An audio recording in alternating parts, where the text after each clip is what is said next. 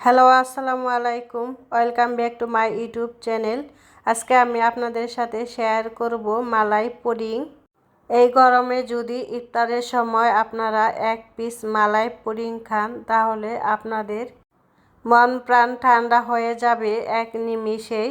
আর এই মালাই পুডিং বানাতেও খুবই সহজ, আর একবার বানালে বারবার খেতে মন চাইবে। আর পরিবারের সবার জন্য বানিয়ে নিন আর নিজেও খান এই মালাই পুডিং। শুধুমাত্র দুধ, আম আর চিনি দিয়ে তৈরি এই কলিজা ঠান্ডা করা dessert milk mango pudding recipe. আর এই রেসিপি তৈরি করার জন্য প্রথমে আমি আগে থেকে আম ফ্রোজেন করে রেখেছিলাম, সেখান থেকে আমি কয়েক পিস আমের টুকরা উঠিয়ে নিব। আপনারা চাইলে এভাবে সারা বছর আম সংরক্ষণ করে নিতে পারেন। এখন আমি এই আমের টুকরাগুলো একটি ব্লেন্ডারের জারে ঢেলে ব্লেন্ড করে নিব। ব্লেন্ড করা হয়ে গিয়েছে। এখন আমের পিউরিগুলো আমি একটি ছোট বাটিতে ঢেলে নিব। অন্যদিকে আমি একটি প্যান নিয়েছি, আর প্যানের মধ্যে দিয়ে দিব 4 কাপ গরুর দুধ। আর আপনারা যে কোনো ভালো মানের ফুল ক্রিম নেওয়ার চেষ্টা করবেন। তারপর দিয়ে দিব হাফ কাপ গুঁড়া দুধ। তারপর একটু হ্যান্ড বিটার দিয়ে ভালো করে দুধের সাথে মিশিয়ে নিব। মেশানো হয়ে গেলে দিয়ে দিব আগার আগার পাউডার 2 চামচ। আর এই আগার আগার পাউডার যে কোনো ডেজার্ট তৈরির ক্ষেত্রে জমানোর কাজ করে। আপনারা চাইলে আগার আগার পাউডারের পরিবর্তে জেলাটিনও ব্যবহার করতে পারেন। তারপর দিয়ে দিব ব্লেন্ড করা আমের পিউরি, আর আমি এখানে ব্যবহার করেছি হাফ কাপ আমের পিউরি। তারপর সবগুলো ভালো করে একত্রে মিশিয়ে নিব। আর এখন আমি চুলার জাল ধরিয়ে অনবরত ভালো করে নাড়তে থাকব।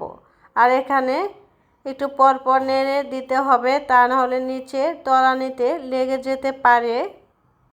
আর বেশি সময় ধরে এই দুধটাকে জাল করে নেওয়া যাবে না।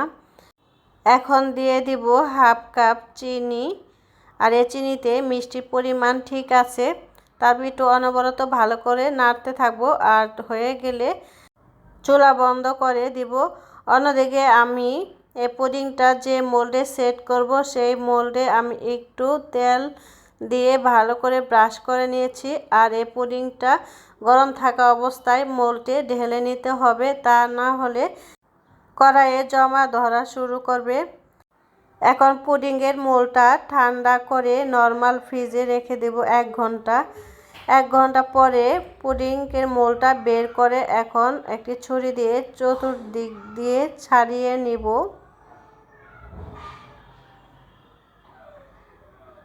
আস্তে আস্তে ছাড়িয়ে নিতে হবে, তা না হলে ভেঙে যাবে। এখন উপরে একটি বাটি নিয়ে তারপর উল্টো করে পুডিংটা ঢেলে নিব।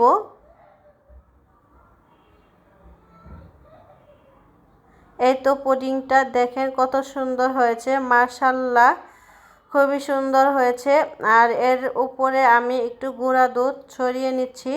আর পরিবেশন করার জন্য আমি কয়েক টুকরা আমের পিস দিয়ে দিচ্ছি। এটি অপশনাল, না দিলেও হবে।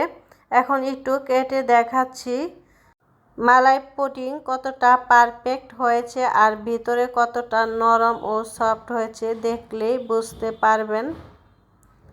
এই তো মাশাআল্লাহ, পুডিংটা কিন্তু অনেক সুন্দর হয়েছে আর খেতেও কিন্তু অনেক মজার হয়েছে।